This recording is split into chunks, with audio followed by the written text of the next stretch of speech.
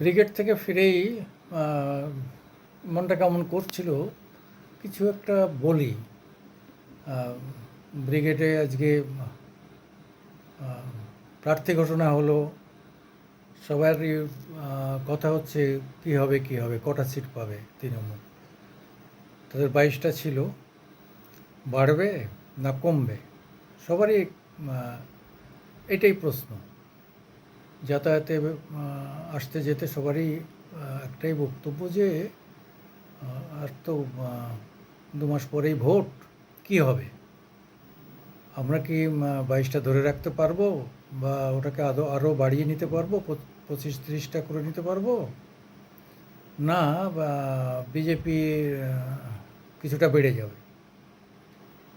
এদিকে পিকে, স্ট্র্যাটেজিস্ট আইপ্যাকের, যদিও তিনি সরাসরি এখন আর আইপ্যাকের সঙ্গে কাজ করেন না, তবু তিনি বলেছেন যে পশ্চিমবঙ্গে বিজেপির যে আফসার্স, অর্থাৎ তার যে বিকাশ বাড়ছে, এটাকে স্বীকার করে নিতে হবে, এটাকে অস্বীকার করলে ভুল হবে।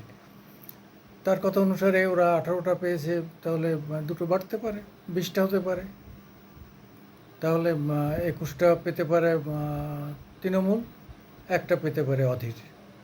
এইরকম একটা কথা হচ্ছে। তাও অধীরের পিছনে তৃণমূল যেভাবে মুসলিম প্রার্থী দিয়েছে, তাতে কি হয়, মানে অধীরের ফিরে আসা খুব কঠিন হয়ে পড়ছে, এটাও পরিষ্কার হয়ে গেছে।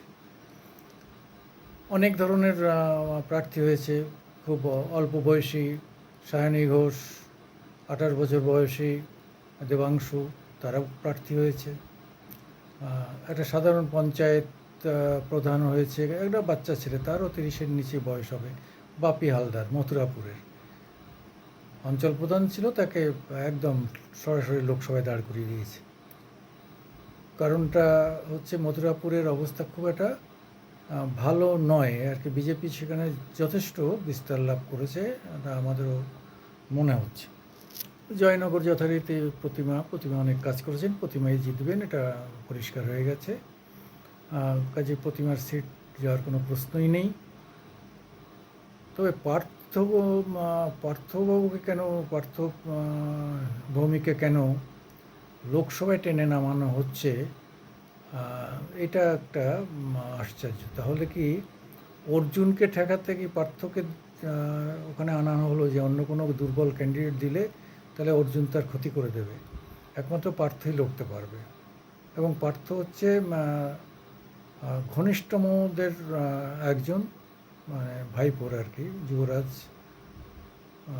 অভিষেকের ঘনিষ্ঠদের মধ্যে একজন হচ্ছে পার্থ। ফলে এবং পার্থ খুব বুদ্ধিমান এবং খুব ভালো সংগঠক, ফলে পার্থকে দিয়ে অর্জুনকে ঠেকানোর চেষ্টা হচ্ছে, না হলে অর্জুন ওখানে মানে গোলমাল করে দিতে পারে। আবার অনেকেই পায়নি, বয়স্ক একজন পায়নি, তারা খুব প্রকাশ করছেন। যে সব মিলিয়ে মানে প্রার্থীর লিস্ট খুব একটা যে খারাপ হয়েছে এমন নয়, তবে 2-4টে নাম নিয়ে একটু এদিক ওদিক ব্যাপার আছে। ভালো করেছে সুজাতাকে দাঁড় করিয়ে, তার প্রাক্তন স্বামীর সৌমিত্র ঘোষ খানের বিরুদ্ধে দাঁড় করিয়ে, ওখানে একটা বেশ ভালো চাল দিয়েছে, এবং এটা একটা আকর্ষণীয় লড়াই হবে বলে অনেকেই মনে করছে। যেমন যাদবপুরে সায়নী ঘোষকে এনে একটা বড় চাল দিয়েছে, যে যাদবপুরটা মানে ওখানে কিছু বামেদের ভোট আছে, আবার ভাঙড়ের মতো মুসলিম অধ্যুষিত এলাকা আছে, সব মিলিয়ে ওখানে একটা বেশ বড় লড়াই হতে পারে। অনেকে ভেবেছিল লাভলি মূত্রকে ওখানে টেনে নিয়ে আসা হবে, কিন্তু লাভলিকে ডিস্টার্ব করা হয়নি। লাভলি বিধায়ক হিসাবে সোনারপুরে ভালো কাজ করছেন, কাজে ওখানে সায়নীকে দিয়ে দেওয়া হলো, মিমিরকে সরিয়ে সায়নীকে দেওয়া হলো। এটা মনে হয় একটু অনেকেরই মনে হচ্ছে যে এই লড়াইটা একটু দুর্বল হয়ে পড়লো কি। কারণ হচ্ছে যে এখনও কিন্তু বিজেপি 21টা সিটের তালিকা বের করেছে, আর বাকি 21টা এখনও বের করেনি। ওরা একটা ভাব দেখাচ্ছিল যে আমরা সব বের করে দেবো 2-1 দিনের মধ্যে, কিন্তু ওরা অপেক্ষা করছিল যে এইসব এলাকাতে কারা তৃণমূলের প্রার্থী হয়, তো সেটা দেখেও তারা প্রার্থী নির্বাচন করবেন, এরকম একটা ব্যাপার রয়েছে, শুভেন্দুদের মনে মনে এরকম একটা ব্যাপার রয়েছে। বসিরহাট সন্দেশখালিতে যাই হোক না কেন, বসিরহাট মুসলিম প্রধান এলাকা, ওখানে তৃণমূল হাসতে হাসতে জিতবে, এ ব্যাপারে কোনো সন্দেহ নেই। সন্দেশখালি ওখানে খুব একটা ইয়ে করতে পারবে না, তবে হিন্দু প্রধান এলাকায় এটাকে নিয়ে ক্যাশ করার চেষ্টা করছে বিজেপি। কোথাও কোথাও যে কিছু ক্ষতি হবে না এমন নয়, ক্ষতি হবে, এটা মাথায় নিয়ে এগোতে হবে। মনে রাখতে হবে যে 2024 মোদি থার্ড টাইম আসবেন, এটা প্রায় নিশ্চিত হয়ে গেছে। মানে যত রকম সমীক্ষা, সবসময় সমীক্ষা যে 100% সঠিক হয় তা নয়, তবে মোটামুটি কিন্তু যার সঙ্গে কথা বলা যাক না কেন, যে কোনো দল সবাই ধরে নিয়েছে থার্ড টাইম মোদি আসছে। অযোধ্যার সেই হিন্দুত্বের যে হাওয়া, সেই হাওয়ায় মোদি আবার ব্যাক করে আসছেন, এ ব্যাপারে কোনো সন্দেহ নেই। তাহলে মোদি ব্যাক করে আসলে তাতে কি, এখানে যেহেতু মুসলিম প্রধান অনেক অঞ্চল, সেখানে মোদি কিন্তু কোনো কাজ করতে পারে না, ঘোর মোদি বিরোধী ভোট হবে। ফলে তৃণমূলকে খুব বেশি বেগ দেওয়ার ক্ষমতা বিজেপির আছে বলে মনে হয় না। কিন্তু আবার অনেকেই বলছেন যে বিজেপি 12 থেকে 14টা, বিজেপি নয়, তৃণমূল 12 থেকে 14টা পাবে, আর বাকি সব 25-30টা পেয়ে যাবে বিজেপি। মানে এই সমস্ত হচ্ছে কিছু কিছু ইউটিউবে আপনারা দেখবেন যে ইউটিউবের সমীক্ষা তাদের মতো করে তারা বলছে। আমার মনে হয় এই সমীক্ষাগুলোকে খুব বেশি গুরুত্ব দেওয়ার কোনো দরকার নেই। ওরকম অবস্থা এখনও পশ্চিমবঙ্গের হয়নি, এবং মমতার ইমেজের জায়গায় এখনও কেউ হাত দিতে পারেনি। ভাইপোকে নিয়ে সবাই পড়েছে এই কারণে যে যেহেতু মমতার ইমেজে হাত দেওয়া যাবে না, ওটা তা টলানো যাবে না বলে ভাইপোকে নিয়ে বিভিন্নভাবে বিভিন্ন রকম বলছে।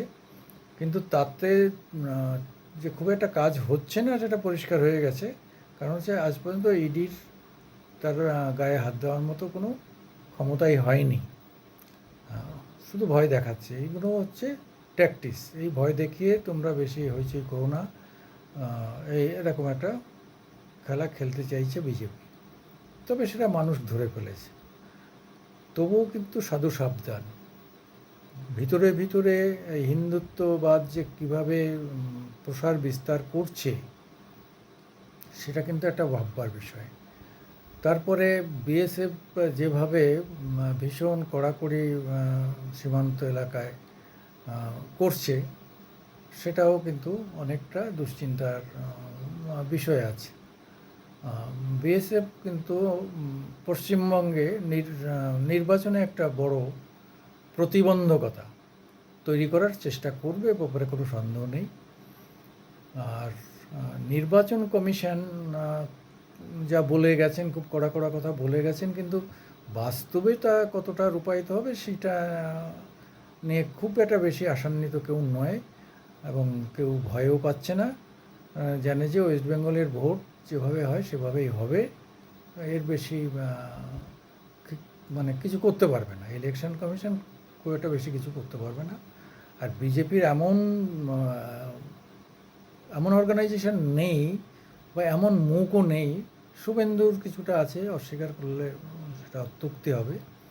শুভেন্দু কিছুটা একটা মাস এন্টি তৃণমূল একটা স্ট্যান্ড নিয়েও একটা বেশ পপুলারিটি পেয়েছে ঠিকই, এবং এটাও ঠিক ও যেহেতু তৃণমূলের সঙ্গে রাজনীতি করেছে, তৃণমূলের অনেক খাস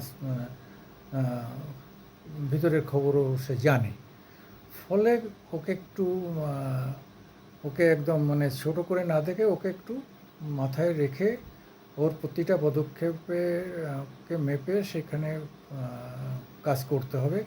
এই কাজ না করলে কিন্তু ও হঠাৎ করে একটু বেশ ভালো পেয়ে গেছে, জনপ্রিয়তা পেয়ে গেছে, তারপরে বিজেপির মুখ হয়ে দাঁড়িয়েছে। ওর সঙ্গে সুকান্ত মানে সভাপতি, দুজনেই বেশ যথেষ্ট ইয়াং। এরা এখন সন্দেশখালিটাকে সমস্ত ভারতবর্ষ তথা সমস্ত বেঙ্গলের 42টা সিটেই ওরা এটা ক্যাটার করবে। এটা ওরা রাজনৈতিক পরিকল্পনা নিয়ে নিয়েছে, এরকম খবর আমাদের কাছে আছে। ফলে ওদের কাছে খুব বেশি কিন্তু ইস্যু নেই। ইস্যু একটাই হচ্ছে সন্দেশখালি, দ্বিতীয় হচ্ছে ভাইপো। এইটা দিয়ে তা যাই হোক, যেহেতু এটা নতুন নয়, ভাইপোর ব্যাপারটা চলছে বেশ কয়েক বছর ধরে, কাজে ভাইপোর বিরুদ্ধের ব্যাপারটা খুব বেশি কার্যকারী হওয়ার কারণ নেই, হবে বলে মনে হয় না।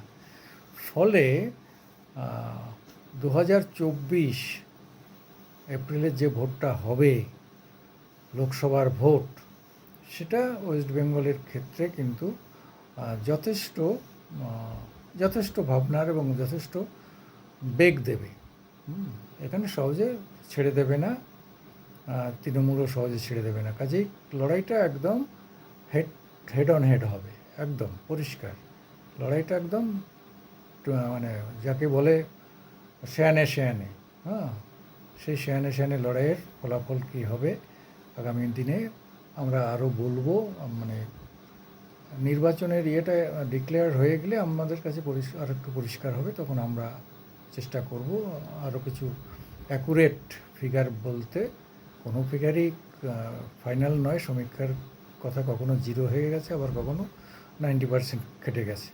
তবুও এটা চলে আসছে, মানুষ শুনতে চান, জানতে চান, বিশ্বাস কতটা করেন জানি না, শুনতে চান বা জানতে চান, ফলে আমরা জানাবো। নমস্কার।